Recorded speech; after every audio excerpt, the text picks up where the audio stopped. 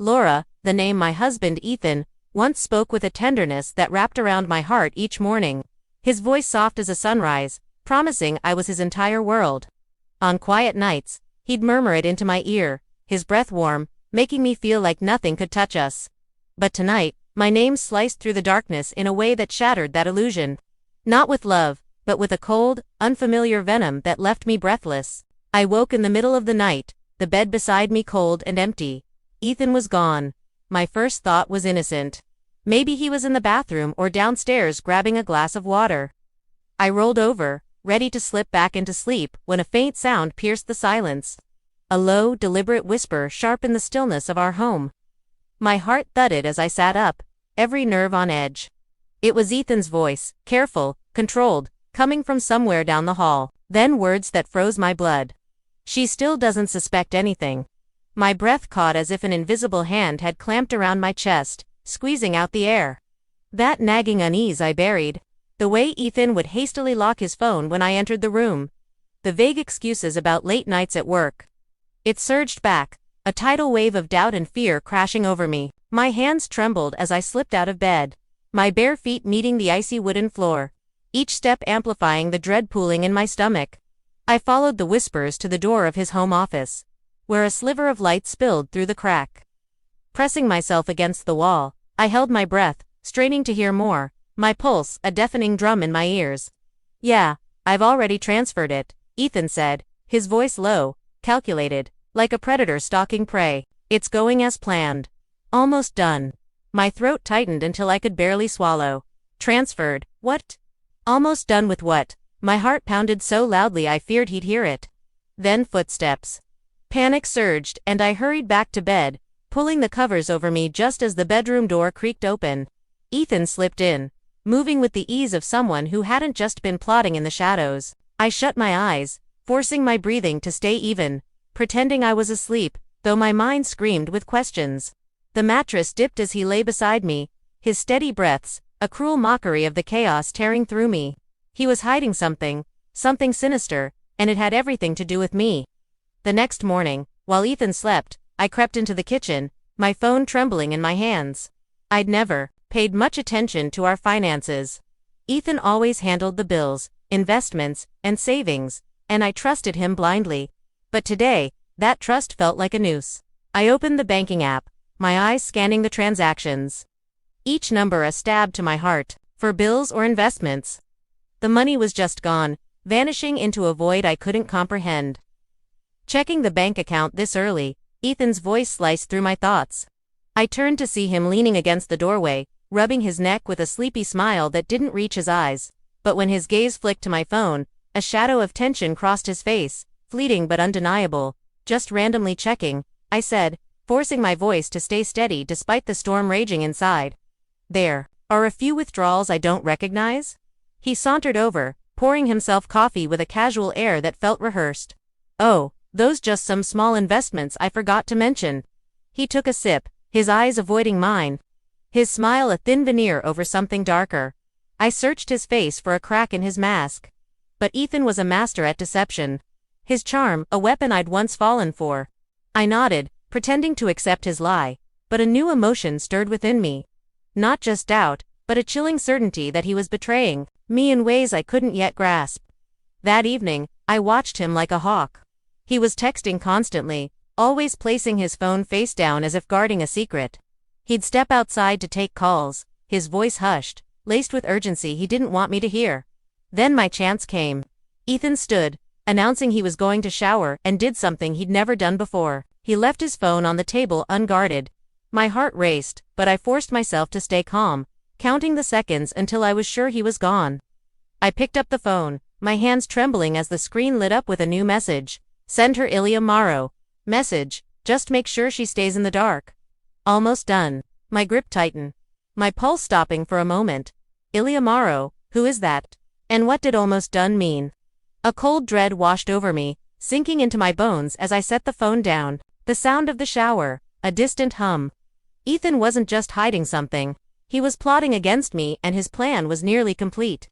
I returned the phone to its place, my hands shaking as if I'd touched something poisonous.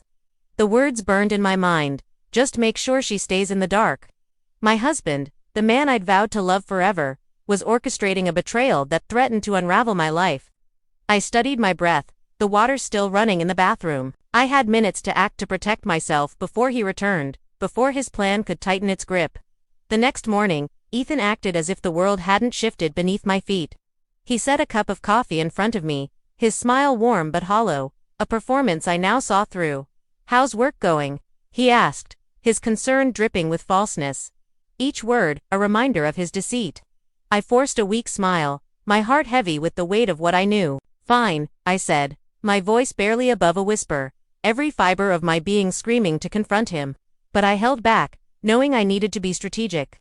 "Laura," he said, placing his phone face down as always.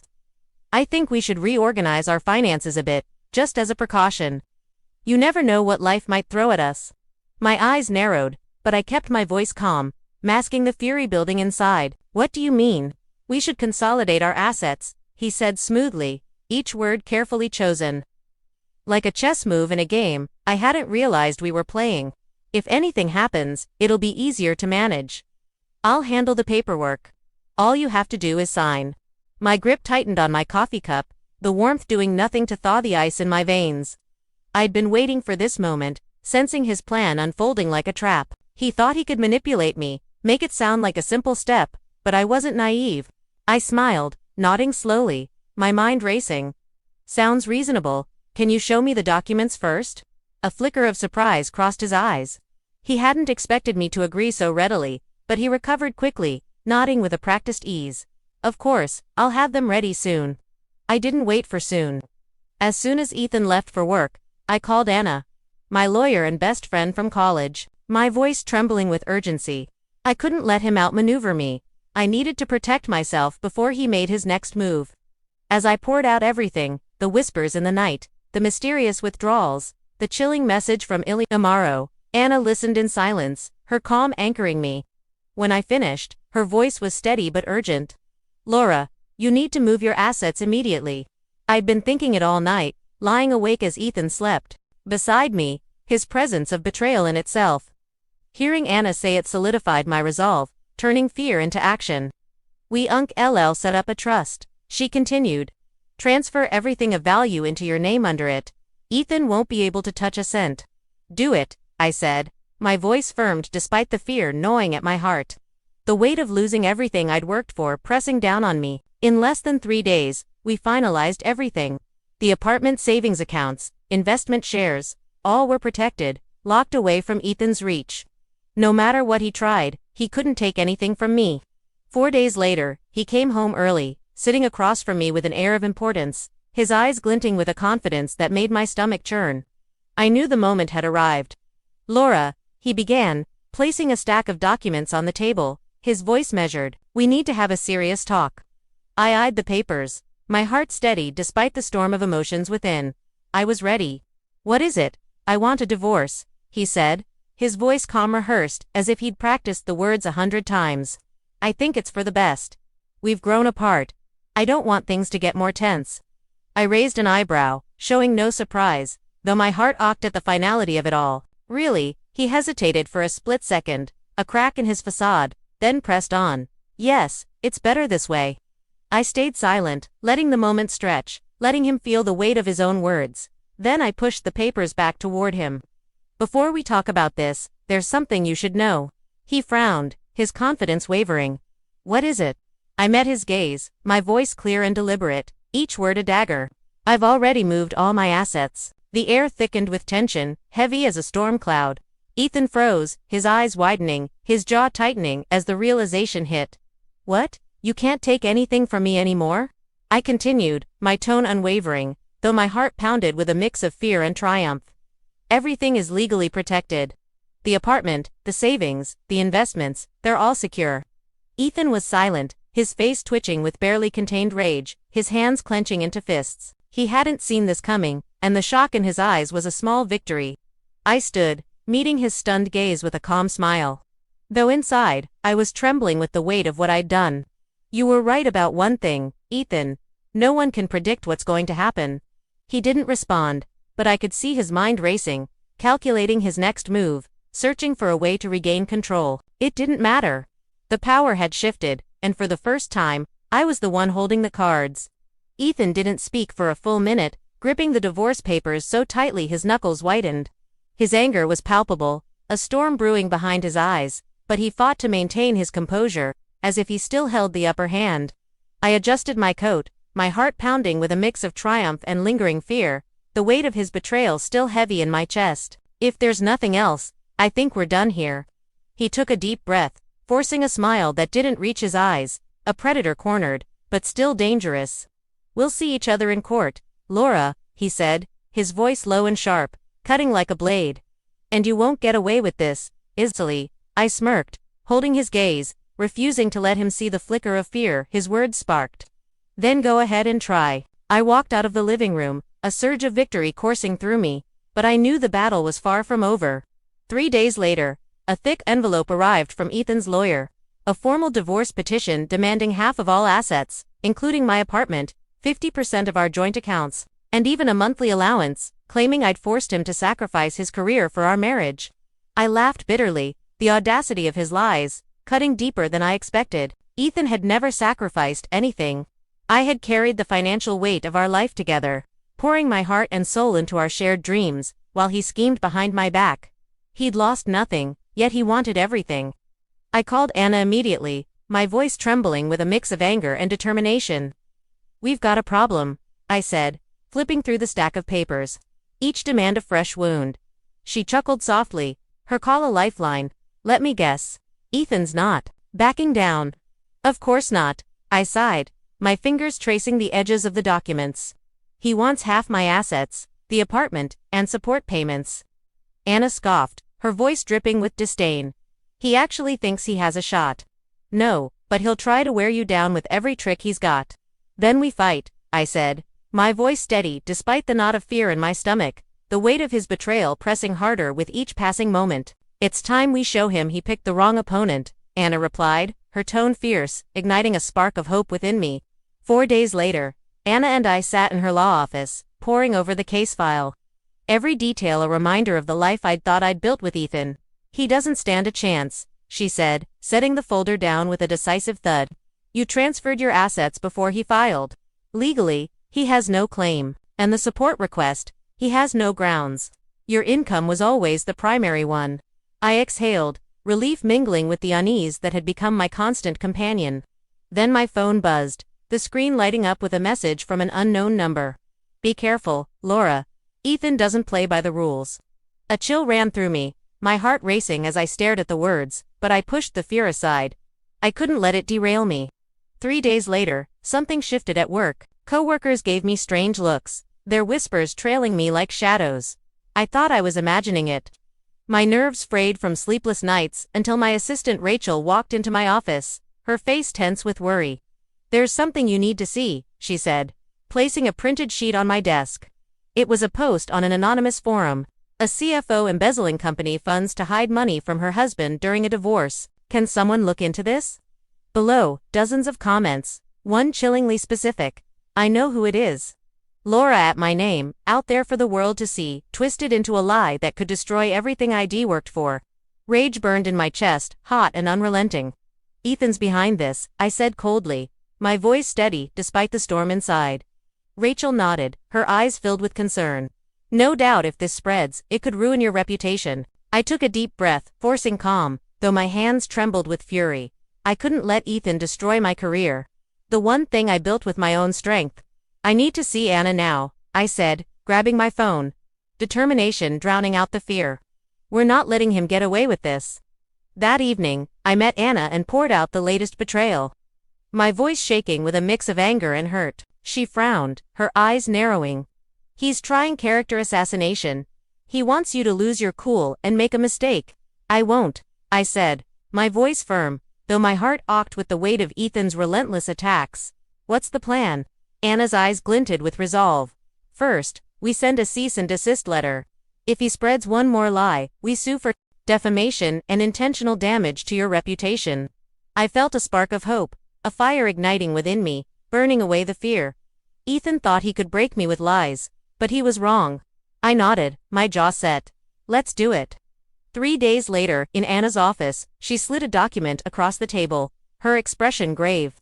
"Ethan just filed a lawsuit accusing you of financial fraud." I froze, my heart plummeting. "What? He claims you embezzled money from your joint accounts before transferring your assets," Anna said, her tone calm but tense. "And he's not alone. There's a co-plaintiff." I opened the file, my eyes landing on a name that sent a shiver down my spine. Ilya Moroo. Ethan had an accomplice. Someone working with him to tear me down. "Who is Ilya?" I asked, my voice dry, barely masking the fear clawing at me. Anna crossed her arms, her expression grim. "He's known for creating fake financial documents. Been tied to lawsuits, but no one's pinned him down with evidence." I flipped through Ethan's court filings, my anger rising with each page. "These transactions aren't mine," I snapped, my voice trembling with fury, the betrayal cutting deeper than ever. Anna nodded, her calm grounding me. "We suspected that, but if we don't act fast, this could get serious." I clenched my fists, my nails digging into my palms. "Can we prove they're fake?" Anna's smile was sharp, a glimmer of hope in the darkness. "Not only can we prove it, we're going to turn it to our advantage." She handed the case to a forensic financial expert, and I spent the next week in a haze of anxiety and determination, checking my phone obsessively, jumping at every notification. A week later, Anna called me into her office, her eyes gleaming with a rare hint of excitement. "You're going to like this," she said, placing a file in front of me. "They made a mistake. The transactions Ethan claims you made, they're timestamped before your account even existed." I blinked, my heart racing, a flicker of hope breaking through the fog. "What?" Anna tapped the page, her finger tracing a list of bank statements. "This account was opened in July, but their documents show transactions from May. They were too confident and didn't double-check." A smile spread across my face, slow and triumphant as the weight of fear began to lift. "They just destroyed themselves," I whispered, my voice thick with relief. Anna nodded, her eyes blazing with determination. "We're not just dismissing this, we're suing them for defamation and presenting forged evidence." 3 days later, Anna filed the countersuit, the words ringing with justice. Defendant Ethan Reynolds, along with accomplice Ilya Moroo, knowingly submitted falsified evidence to defame and financially harm plaintiff Laura Thompson. We also demanded compensation for the damages they'd caused. Each lie a brick in the wall of their undoing. Ethan wasn't just going to lose. He'd pay for every betrayal, every moment he'd made me doubt myself. That evening, I sat on my sofa, savoring a rare moment of peace with a cup of coffee, the warmth grounding me. My phone buzzed, an unknown number. I answered, and a growling voice came through. "You think you're so smart, don't you?" I smirked, my heart steady despite his venom. "Hello, Ethan. Got the notice from your lawyer." "I swear, Laura, you're going to regret this," he ceded, his voice dripping with desperation. "You have no idea who you're messing with." I leaned back fearless, the strength I'd fought for rising within me. "No, Ethan, you're the one who doesn't know who you're messing with." The line went dead, and I set the phone down, a smile lingering on my lips. He was desperate, grasping at straws, and I was ready for whatever he threw next. The courtroom was electric with tension, the air thick with anticipation. I sat upright, my eyes locked on Ethan across the room. He wore a tailored suit, but his hands gripped the table, his knuckles white, betraying the unease he couldn't hide. The judge flipped through the documents, his voice steady, cutting through the silence. "Based on the evidence, the transactions Mr. Reynolds claimed Miss Thompson made were impossible." A murmur rippled through the room, and I glanced at Ethan, catching the twitch in his eye, the clench of his jaw. He knew what was coming, and the fear in his posture was a quiet victory. The judge continued. "A forensic expert confirmed these transactions predate the plaintiff's account. This indicates the documents presented by Mr. Reynolds and his associate were fabricated." Anna let out a quiet laugh beside me, and I felt a surge of satisfaction, a fire that had been smoldering for months, finally blazing free. The judge tapped his gavel, his voice resolute. "Due to the defendant's falsified evidence, the court dismisses all of Mr. Reynolds' claims, and orders him to cover the plaintiff's legal costs." I couldn't hide my smile as Ethan's shoulders slumped, his carefully constructed facade crumbling. His attorney stood, voice trembling, but the judge silenced him with a raised hand. "Furthermore, due to the deliberate submission of false information, I am ordering an investigation into the documents submitted by Mr. Reynolds and his accomplice." Ethan froze, the weight of his mistake crashing down on him. This wasn't just a divorce case anymore. He faced real legal consequences, the kind that could unravel his life. The gavel fell sharp and final. Court is adjourned. Anna flashed a victorious smile, her eyes sparkling with triumph. A perfect knockout, she whispered. Ethan lingered, his steps heavy as he walked out, the confidence he'd once worn like armor now gone. I slowed my pace, letting him feel my presence, my quiet triumph burning brighter with each step. He turned back, meeting my gaze, his eyes filled with a mix of anger and defeat. I tilted my head, a slow smile spreading across my face. Are we done here, Ethan? He said nothing, his silence louder than any words. There was nothing left to say. Outside the courthouse, I took a deep breath. The fresh air cleansing the tension from my body, washing away the months of fear and betrayal. I'd won not just a legal battle, but a war against the man who tried to break me. To strip away everything I'd built. A week later, Ethan's lawyer tried to negotiate to avoid the criminal investigation, their desperation palpable. We declined. He brought this on himself, and I had no intention of letting him escape the consequences of his actions. 2 weeks later, whispers spread like wildfire. Ethan's colleagues talked about his failed scheme, his attempt to manipulate the law for personal gain. His company dropped him. His reputation in the finance world shattered like glass. He sold his beloved sports car to cover legal fees, and his luxury apartment went on the market, a symbol of the life he'd lost. Everything he tried to take from me, he ended up losing himself. Each loss a testament to his own hubris. I sat in my apartment one evening, sipping a glass of wine. The city's twinkling lights stretching out before me. My phone lit up with a message from Anna. Congratulations, Laura. He's completely fallen apart. I smiled, setting the phone down. The weight of the past months lifting from my shoulders, I felt lighter than I had in years. The scars of betrayal still there, but no longer defining me. The quiet of my apartment was a sanctuary, a space free from Ethan's manipulative texts, his late-night calls laced with threats. For the first time in months, I could breathe without fear pressing on my chest, without the constant dread of what he might do next. Victory hadn't been easy. It had demanded every ounce of my strength, every shred of courage, but it was mine in every way. Ethan had lost everything, while I kept what was rightfully mine, emerging stronger than I'd ever been. That night, Anna insisted we celebrate, her voice bright with pride. At a high-end restaurant, my closest friends gathered, their laughter a balm to my soul. As I entered, applause broke out, warm and genuine, a reminder of the people who'd stood by me through the darkness. Anna raised her glass, her eyes shining. To Laura, who taught us never to underestimate a smart woman with a plan. I laughed, clinking my glass against hers, the wine rich with the taste of triumph. Its smoothness, a contrast to the bitterness of the past. Beatrice tilted her head, her eyes warm with empathy. How does it feel knowing he has nothing left? I set my glass down, a soft smile forming as I searched for the words. Relieving, I said, my voice steady but thick with emotion. But more than that, it feels like freedom, like I've taken back every piece of myself he tried to steal. Beatrice nodded, her empathy grounding me, a reminder of the strength I'd found in community. What's next? She asked, her voice soft but curious. I took a deep breath, the city's pulse humming outside the window. Alive with possibility, enjoying life, I said, a smile breaking through and never letting anyone have that kind of power over me again. Glasses rose in agreement, cheers echoing through the room. A celebration of not just my victory, but the resilience that had carried me through. After the celebration, I walked alone along the avenue, my heels clicking softly on the stone pavement. Chicago glowed under the night sky, its golden lights reflecting off the streets, creating a dreamy glow that felt like a promise. A cool October breeze brushed my skin, crisp and invigorating.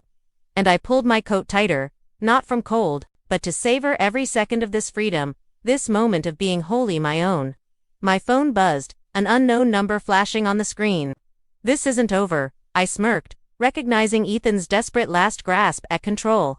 Without hesitation, I tapped the number and hit block. The action final empowering. He had no power over me anymore. No hold on the life I'd reclaimed. On my balcony, I gazed at the city's glittering horizon, the lights stretching endlessly before me. The air felt fresher, lighter, as if I'd shed a burden I'd carried for far too long. My story with Ethan was over. Its final chapter written in my victory. I'd won, not just legally or financially, but by reclaiming myself by finding the strength to rise above betrayal. Some lessons come at a brutal cost. Delivered in the harshest ways. I once believed Ethan was my partner, the one I could build a future with. Share every dream and secret. I ignored the red flags, the subtle shifts in his behavior. Thinking love and trust could conquer all. I was wrong. Even those we love most can betray us in ways that cut deeper than we ever imagined. Their actions, a knife to the heart. But strength isn't about avoiding betrayal. No matter how careful, how loving, how much you give, some will exploit your trust, twisting it for their gain. What matters is what you do afterward. Do you let it destroy you, crumbling under the weight of their lies? Or do you rise, stronger, wiser, and yielding? I chose to rise to fight for myself with a ferocity I didn't know I possessed. My battle with Ethan wasn't just about legal victories. It was a crash course in protecting myself emotionally and financially. I once thought love meant sharing everything: finances, dreams, vulnerabilities with no boundaries, no safeguards. But reality taught me that trust requires preparation, especially when money and power are involved. Ethan thought I'd be an easy target. A pawn in his game of manipulation. He planned, schemed, and believed I'd crumble under pressure. He was wrong. I stayed calm, made a plan, and struck back at the right moment. Turning his overconfidence against him, his haste, his arrogance, exposed the cracks in his lies. And I used those cracks to bring him down, to reclaim what was mine. Sipping my wine, I let the subtle bitterness linger on my tongue, a reminder of the pain that had forged my strength. The past was behind me, its lessons carved into my soul. Ahead lay a future I owned. One where I'd never again let someone control my fate. Life isn't always fair. And sometimes the people we trust most are the ones who betray us. Their actions a wound that lingers. But Laura's story is more than a divorce lawsuit. It's a testament to resilience, to the power of preparation and self-protection. In every relationship, especially when finances are intertwined, never lose control over your life. When faced with betrayal, stay calm, make a plan, and strike back when the time is right. The greatest victory isn't revenge, it's reclaiming yourself. Standing tall in the face of those who tried to tear you down. What do you think of Laura's journey through betrayal and triumph? Share your thoughts in the comments and follow for more inspiring stories of strength, resilience, and the unbreakable human spirit.